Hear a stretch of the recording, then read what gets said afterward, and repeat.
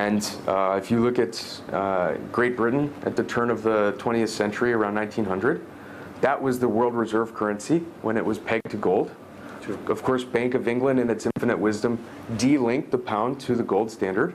What happened?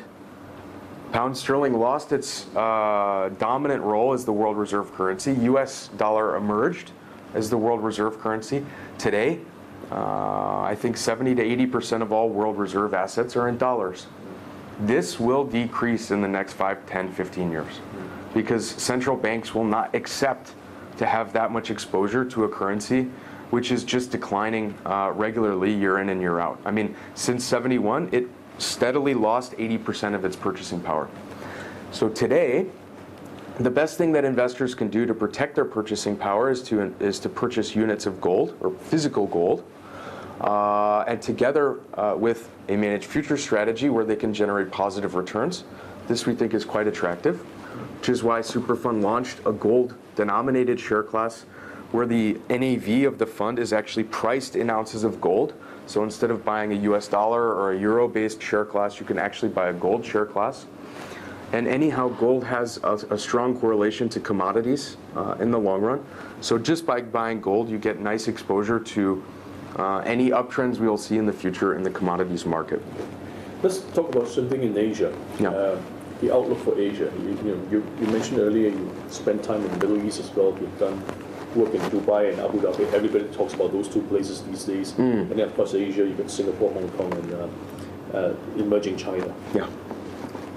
How do you see the wealth play out in these two big regions? How do you see the growth of Singapore, for example, as against Dubai or Shanghai or Hong Kong? Well, it's not against Dubai or Shanghai or Hong Kong. I think there's room for all of them to grow in parallel.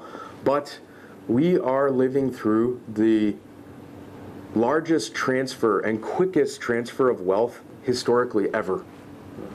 So pretty soon the United States is going to be spending about $1 trillion per year on foreign oil.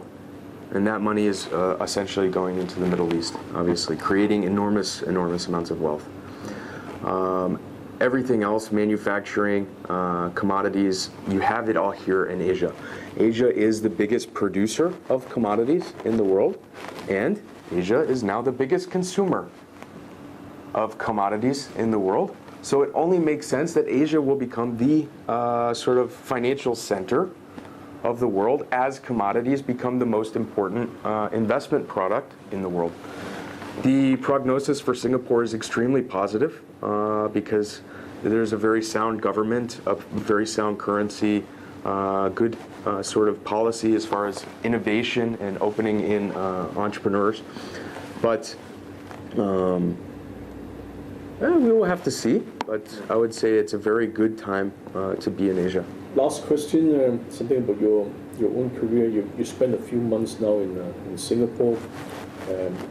Who are you marketing your funds? I mean, it sounds like an obvious question, but who are you marketing? Are you marketing all across Asia, or you go to the Middle East as well? Yes, we have, today's Superfund has a presence on the ground in Dubai, in DIFC. Here in Singapore, we're licensed as a financial advisor, in Hong Kong, as well as in Tokyo. So I think we have a very good infrastructure to support our partners in the region. We're also now opening an office in Sydney as well. So we're expanding, and from a management standpoint, I can say that Superfund is committed to the Asian region. As far as our partners, we work with various private banks and financial advisors, as well as institutional investors throughout the region.